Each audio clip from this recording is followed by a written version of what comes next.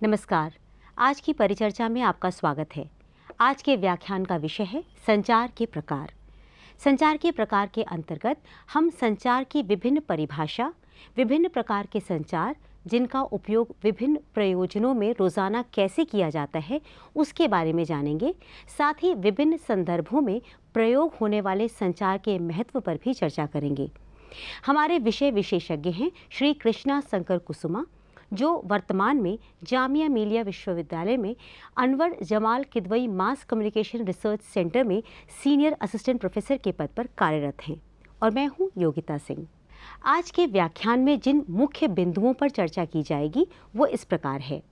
संचार का परिचय, संचार के प्रकार, पहला गैर मौखिक संचार, दूसरा मौखिक संचार, तीसरा इंट्रापर्सनल कम्युनिकेशन, चौथा पारस्परिक संचार, पांचवा समूह सामूहिक संचार, छठा जन संचार, सातवां इंटरैक्टिव कम्युनिकेशन।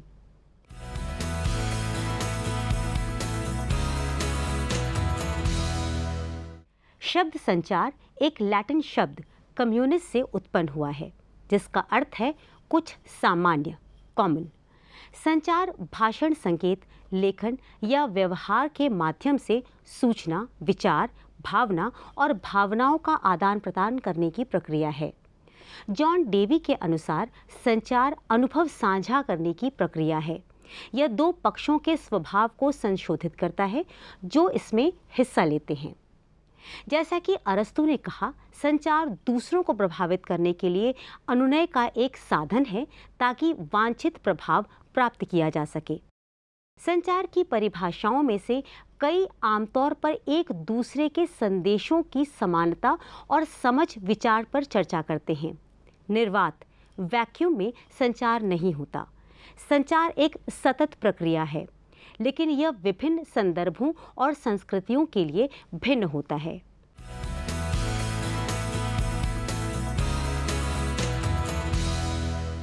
ऐसे संचार प्रक्रिया के घटकों की संख्या बहुत है जिनकी संचार बनाने के लिए हम सहायता लेते हैं।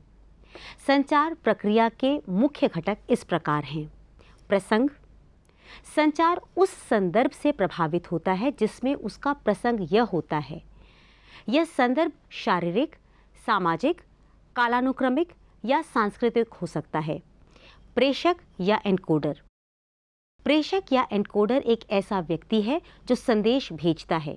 संदेश प्रेषित करने और आवश्यक प्रतिक्रिया देने के लिए प्रेषक प्रतीकों, शब्द, ग्राफिक या दृश्य एड्स का प्रयोग करते हैं। संदेश, संदेश एक महत्वपूर्ण विचार है कि प्रेषक संवाद करना चाहता है। यह सुनिश्चित किया जाना चाहिए कि संदेश का मुख्य उद्देश्य स्पष्ट है। भाषा और संस्कृति के आधार पर प्रत्येक संदेश विशेष रूप से विशिष्ट प्रतीकों और संकेतों के साथ बनाया गया है। एनकोडिंग, माध्यम एक संदेश है जो संदेशों को एक्सचेंज या संचारित करने के लिए उपयोग किया जाता है। उदाहरण के लिए, एक लिखित माध्यम चुना जाता है जब एक संदेश को लोगों के एक छोटे समूह के पास पहुंचाया जाता है, जबकि एक मौखिक माध्यम तब चुना जाता है जब प्राप्तकर्ता से स्वयं प्रतिक्रिया की आवश्यकता होती है, क्योंकि गलतफहमी तब और फिर साफ हो जाती है। प्राप्तकर्ता या डिकोडर, प्राप्तकर्ता या डिकोडर एक ऐसा व्यक्ति है जिसके लिए संदेश का उद्देश्य लक्षित है। डिकोडर जिस संदेश को समझता है वह संदेश प्राप्तकर्ता के ज्ञान, संदेश के प्रति उत्तरदायित्व और डिकोडक पर एनकोडर की निर्भरता जैसे विभिन्न कारकों पर निर्भर करता है। यह एक एनकोडेड संदेश का अनुवाद सामान्य समझा जा सकता है। संदेश का अर्थ प्राप्त करने के लिए रिसीवर प्रेषक से प्राप्त प्रतीकों, शब्दों या संकेतों को परिवर्तित करता है। डिकोडिंग, प्रतिक्रिया संचार प्रक्रिया का मुख्य घटक है, क्योंकि यह संदेश की प्रभावकारिता का विश्लेषण करने के लिए प्रेषक को अनुमति देता है। यह डिकोडर द्वारा संदेश की सही व्याख्या की पुष्टि करने में प्रेषक को मदद करता है। प्रतिक्रिया, प्रतिक्रिया महत्वपूर्ण घटक है जो न केवल संचार प्रक्रिया पूरी करती है बल्कि यह सार्थक भी बनाती है। यह मौखिक या गैर मौखिक रूप में हो सकता है।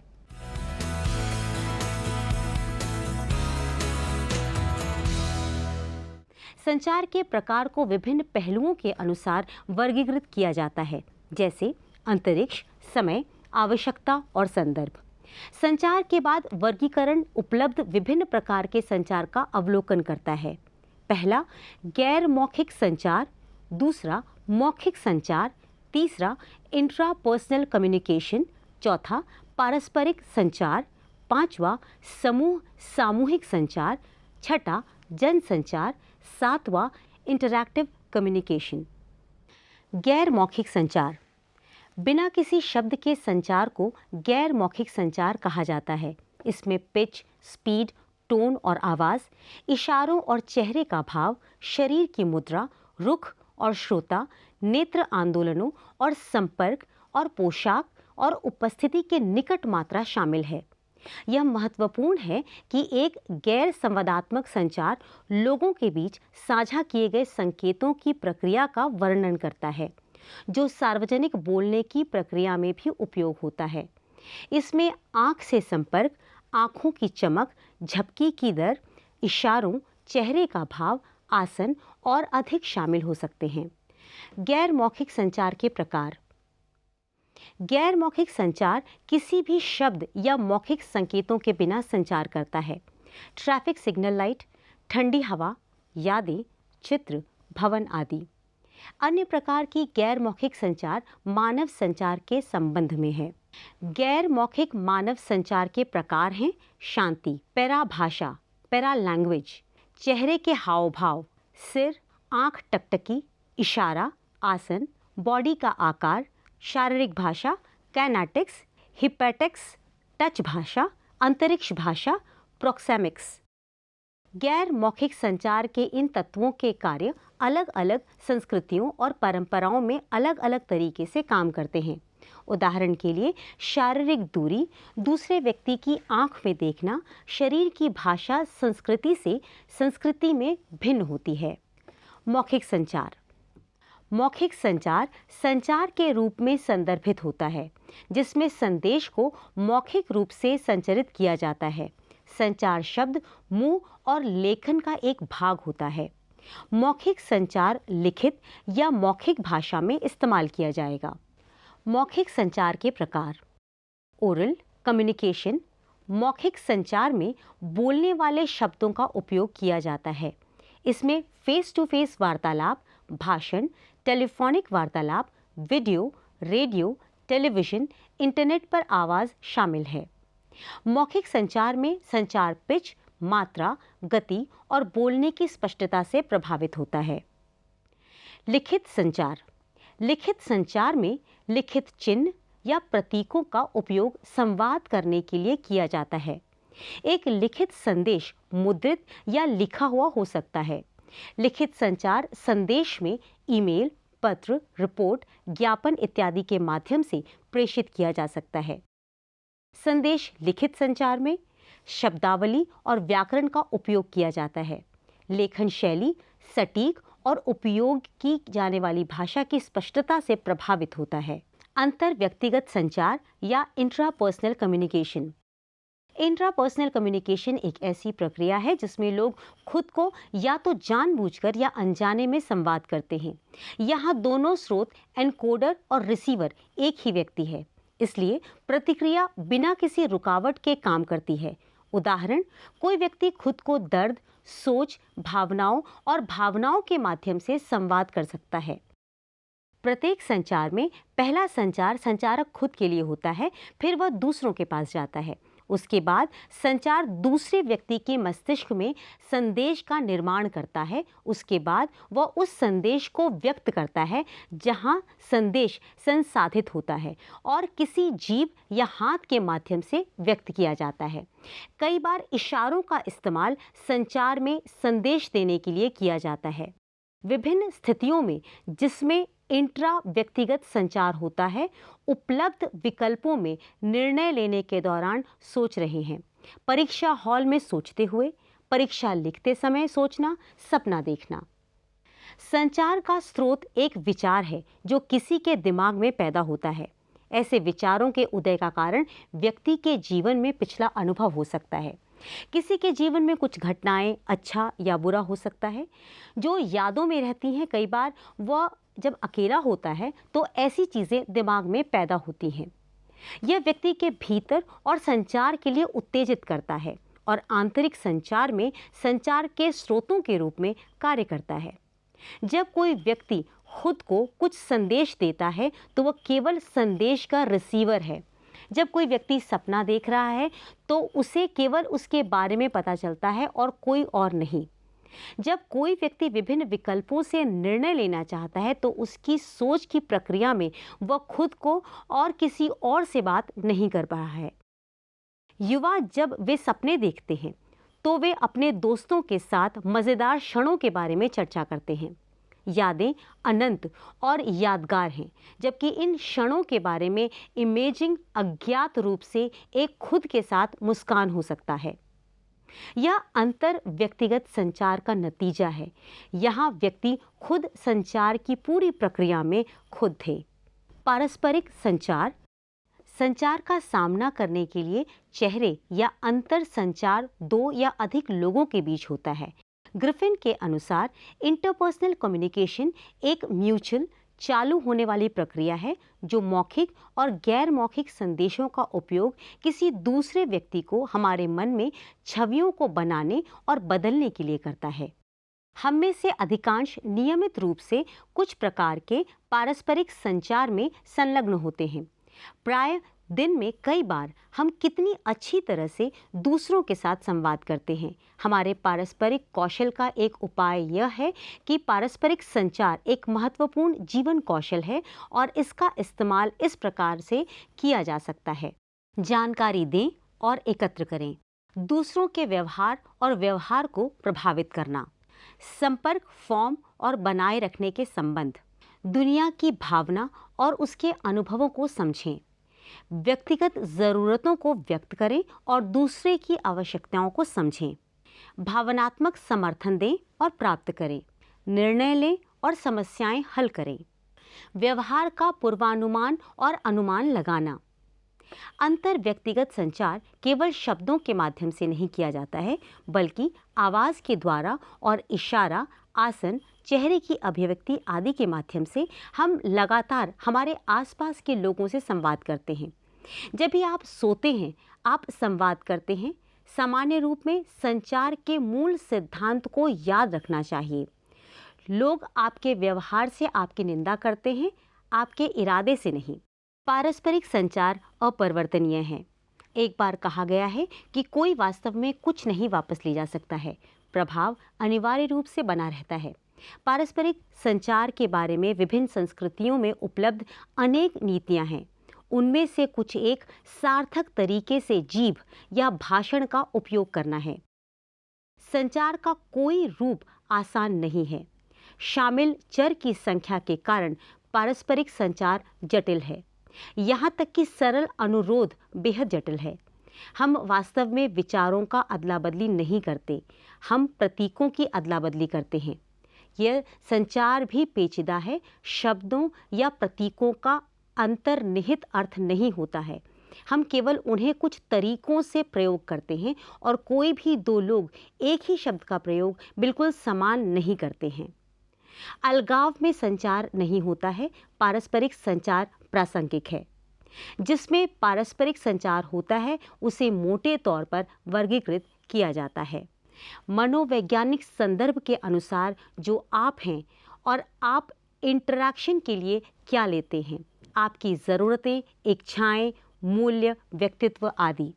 रिलेशन प्रसंग के अनुसार जो कि आपकी प्रतिक्रियाओं को दूसरे व्यक्ति के अनुसार दूसरे व्यक्ति के साथ संचार करते हुए दूसरे व्यक्ति को बताता है।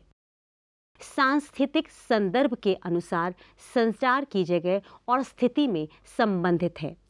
एक कक्षा में होने वाली बातचीत एक घर में होने वाली बातचीत से बिल्कुल अलग होगी। पर्यावरण का संदर्भ उस जगह के भौतिक वातावरण के साथ होता है जहां आप संचार कर रहे हैं। इसमें फर्नीचर, स्थान, शोर का स्तर, तापमान, मौसम, दिन का समय आदि शामिल हो सकते हैं। सांस्कृतिक संदर्भ में सभी सीखा व्यवहार और नियम शामिल है जो इंटरैक्शन को प्रभावित करते हैं। यदि आप एक ऐसी संस्कृति से आते हैं जहां इसे लंबे समय तक बनाने के लिए कठोर माना जाता है, तो आप एक अलग सांस्कृतिक संदर्भ में उन्हें नहीं समझते हैं, तो इसे एक गंभीर नतीजे के रूप में नहीं माना जाता है। समूह संचार। संचार प्रक्रिया में शामिल 2 से अधिक सदस्य एक समूह संचार बन जाएगा। इस संचार प्रक्रिया में हर कोई जानकारी साझा करने के माध्यम से एक स्रोत और साथ ही रिसीवर बन जाता है और किसी अन्य को प्रतिक्रिया देता है। समूह संचार 3 से 20 लोगों के बीच होने वाले समूहों पर लगभग लागू होता है। 2 लोगों के बीच संचार एक संवाद है और बड़े समूह प्रभावी ढंग से समूह संचार का उपयोग करने में असमर्थ हैं। गुणवत्ता समूह संचार में एक सुगमता और समूह के सदस्यों से संबंधित सामान्य लक्ष्यों और आपसी सम्मान की भावना शामिल है। मौखिक और गैर मौखिक संचार दोनों समूह संचार के घटक हैं। व्यावसायिक माहौल में सफल समूह संचार आवश्यक है। बैठने की व्यवस्था के साथ शुरू होने पर कई चीजें चर्चा में आती हैं। एक परिपत्र बैठने की व्यवस्था सभी समूह सदस्यों को अन्य सदस्यों के साथ आंखों के संपर्क और बातचीत करने की अनुमति देती है। यह एक वेब नेटवर्क संचार की नींव बनाता है, जिसमें सभी समूह सदस्य एक दूसरे के साथ विचार साझा करते हैं। समाज शास्त्रियों को इस प्रकार की समूह संचार व्यवस्था को विचारों को पैदा करने, निर्णय लेने और समस्याओं को सुलझाने के लिए सबसे प्रभावी माना जाता है। जब किसी समूह की प्राथमिक उद्देश्य जानकारी साझा करना है, तो वैकल्पिक व्यवस्था बेहतर होती है। समूह संचार का यह रूप एक बैठने की व्यवस्था से शुरू होता है और जो समूह के नेता पर जोर देता है। उदाहरण के लिए, एक छोर पर नेता के साथ एक लंबी तालिका नेता जानकारी प्रस्तुत करता है और समूह के सदस्यों को प्रतिक्रिया देता है।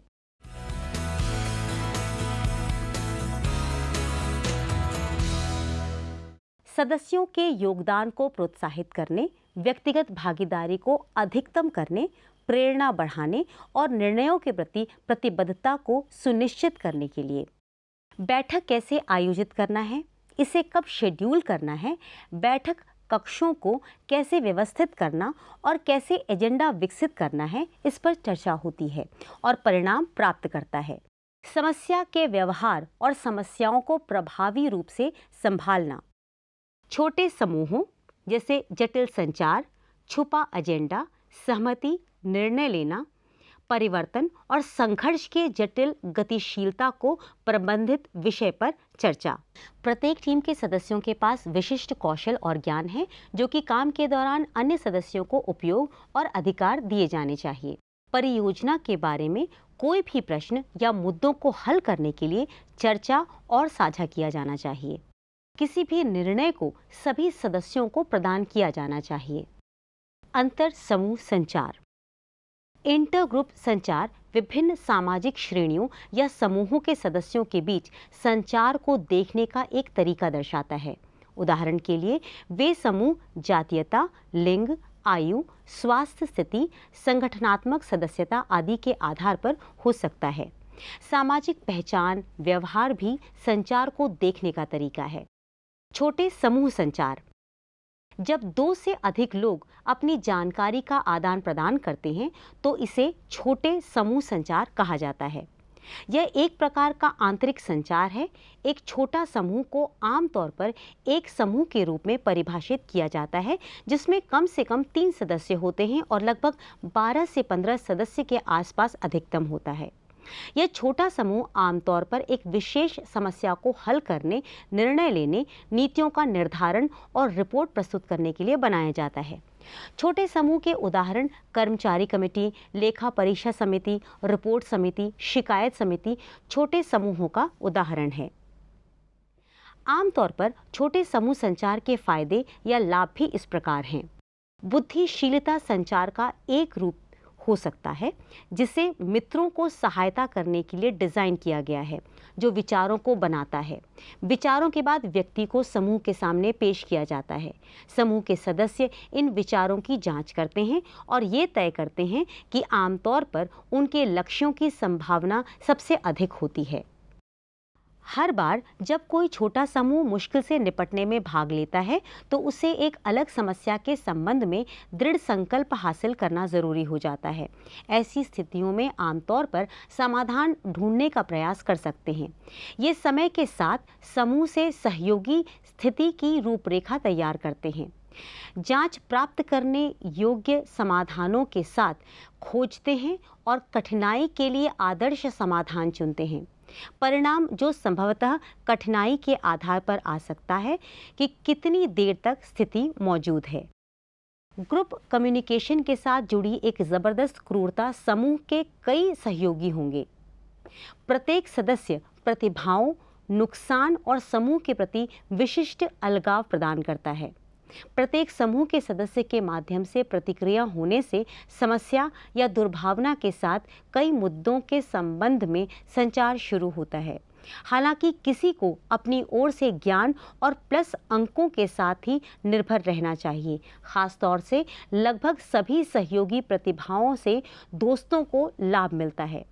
पक्षों के साथ ज्ञान से संबंधित यह विशिष्ट किस्म अंतिम परिणाम पूरा करने के साथ विशेष समूह को अच्छी तरह से बात करने में सक्षम होने की अनुमति देता है। प्रत्येक सदस्य आमतौर पर एक विशिष्ट संचार स्थिति में भाग लेता है। समूह सिद्धांत विशेषज्ञ कई समूह कार्यों की रूपरेखा देते हैं, जो सदस्य संचार प्रकार को चिन्हित करते हैं। उदाहरण के लिए, प्रारंभकर्ता या योगदानकर्ता विचारों का निर्माण करते हैं। राय साधक किसी अन्य सदस्य की राय का अनुरोध करते हैं।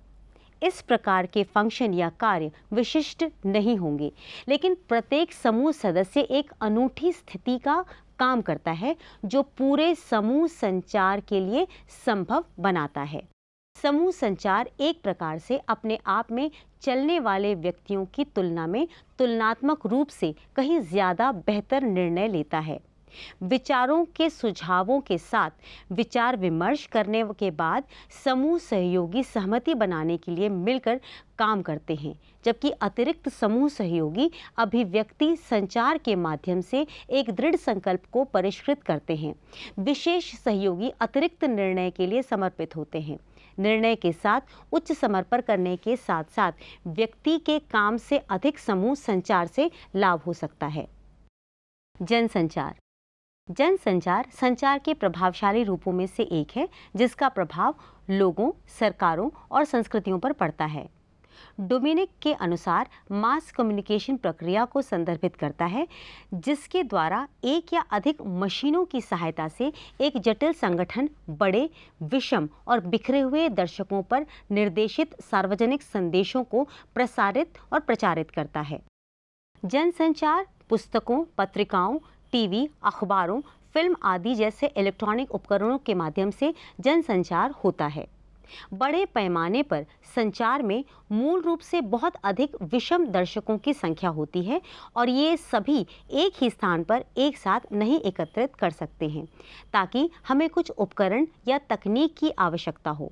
लेकिन जनसंचार में रिसीवर के साथ कोई सीधी पहुंच नहीं है, इसलिए इसके लिए उन्हें मीडिया की ज़रूरत है, जैसे अखबार, रेडियो, टेलीविज़न और इंटरनेट।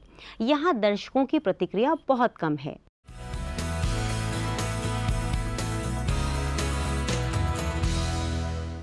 जनसंचार में सामान्य संचार की सभी विशेषताएं हैं।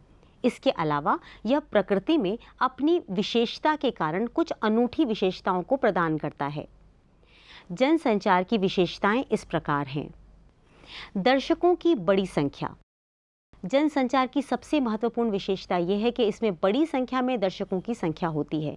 कोई अन्य संचार में कोई इतना बड़ा समूह नहीं मिलता है जैसे कि यह है। विषम श्रोता। मास कम्युनिकेशन न केवल बड़ी संख्या में दर्शकों से बना है, बल्कि विषम दर्शकों के लिए भी है। यहाँ विविधता का अर्थ है कि दर्शक विभिन्न जातियों, समूहों, सेक्शन, संस्कृतियों आदि से संबंधित हो सकते हैं। बिखरे दर्शक। जनसंचार के दर्शकों को एक निश्चित क्षेत्र में व्यवस्थित नहीं किया जाता है, बल्कि वे अलग अलग भौगोलिक क्षेत्र में बिखरे हैं। जनसंचार के संदेश प्राप्तकर्ता देश के किसी भी स्थान और यहाँ तक कि दुनिया के किसी भी स्थान पर रह सकते हैं। व्यापक क्षेत्र। जनसंचार का क्षेत्र किसी अन्य संचार प्रणाली से अधिक व्यापक है। जनसंचार प्रणाली के मामले में संदेश संरचित, औपचारिक और मानकीकृत है और यही वजह है कि उसे दुनिया भर में स्वीकार किया गया है। चैनल का उपयोग। मास कम्युनिकेशन सिस्टम विभिन्न प्रकार के मास मीडिया चैनलों जैसे रेडियो, टेलीविजन, समाचार पत्र, पत्रिका आदि का उपयोग करता है। सामान्य संदेश का उपयोग। जनसंचार की एक और विशिष्ट विशेषता यह है कि वह एक साथ एक ही संदेश को एक साथ एक दूसरे से बहुत दूर रहने वाले दर्शकों की एक बड़ी संख्या को भेजती है। अगर दर्शकों को प्रेषक द्वारा उपयोग किए जाने वाले मीडिया तक उचित पहुंच होती है तो वे दुनिया में कहीं भी जहां भी रहते हैं उन्हें आसानी से संदेश प्राप्त कर सकते हैं। कोई प्रत्यक्ष प्रतिक्रिया नहीं। जनसंचार किसी भी प्रत्यक्ष प्रतिक्रिया का उत्पादन नहीं करता है। दर्शकों की प्रतिक्रिया जल्दी से नहीं जानी जा सकती है। Outward flow. जनसंचार में संदेश का प्रवाह बाहरी है, आवक नहीं है। जनसंचार का मूल उद्देश्य भी संगठन के बाहर के लोगों को संदेश भेजने के लिए है जो दूर से कहता है। प्रौद्योगिकी का उपयोग। जनसंचार प्रणाली को भेजा जाने वाला संदेश उत्पादन और प्रसार की प्रक्रिया में आधुनिक तकनीक का उपयोग करता है। Interactive communication. नई मीडिया प्रौद्योगिकियों द्वारा इंटरैक्टिव कम्युनिकेशन को संभव बना दिया है, जो दर्शकों को जिस तरह से संवाद करना चाहते हैं या मीडिया को एक्सेस करना चाहते हैं कर सकते हैं। कुछ नए मीडिया उदाहरण मांग, इंटरनेट प्रौद्योगिकी, वीडियो चैट, आभासी वास्तविकता वीआर और संवर्धित वास्तविकता एआर पर मीडिया सामग्री का अनुभव करते हैं। इंटरैक्टिव कम्युनिकेशन का उपयोग गेमिंग, शैक्षिक शिक्षा, सूचना और संचार प्रौद्योगिकी आईसीटी में तेजी से किया जाता है। यह फॉर्म बेहतर संचार का अनुभव करवाता है और भागीदारी में सहायता करता है। आज के व्याख्यान में हमने जिन प्रमुख बिंदुओं पर चर्चा की वे हैं संचार का परिचय, संचार के प्रकार, पहला गैर मौखिक संचार, दूसरा मौखिक संचार, तीसरा इंट्रापर्सनल कम्युनिकेशन, चौथा पारस्परिक संचार, पांचवा समूह सामूहिक संचार, छठा जन संचार, सातवां इंटरैक्टिव कम्युनिकेशन। अब हम अपनी चर्चा को यहीं पर समाप्त करते हैं। आपकी सलाह और प्रश्न हमेशा आमंत्रित हैं। नमस्कार।